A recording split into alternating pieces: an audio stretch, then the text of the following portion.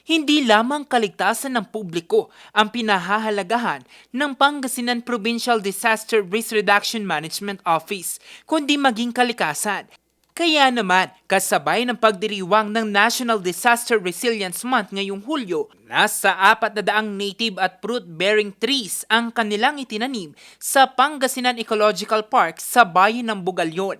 Bahagi ito ng isinusulong na Green Canopy Program ng Pamahalang Panlalawigan na naglalayong makapagtanim ng nasa 1 milyong mga puno ngayong taon.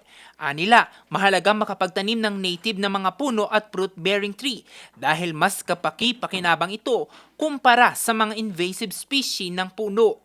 Ang mga fruit-bearing tree kapag namunga, maaring makatulong sa buhay ng mga Pangasinense.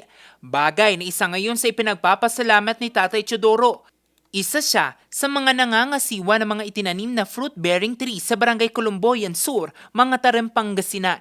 Pasalamat ako sa may mga subsidi na binibigay ng ating gobyerno para pagtakinabangan din ng mga susunod na generasyon. Hindi naman sa akin to, para sa mga susunod na generation na eh. Tsaka matikman nila yung ibang klaseng prutas din. Sa ngayon, nagpapatuloy ang pagtatanim ng puno ng Pamahalang Panlalawigan upang matiyak ang ligtas, matatag at greener Pangasinan. Jose Robert Inventor, RNG News.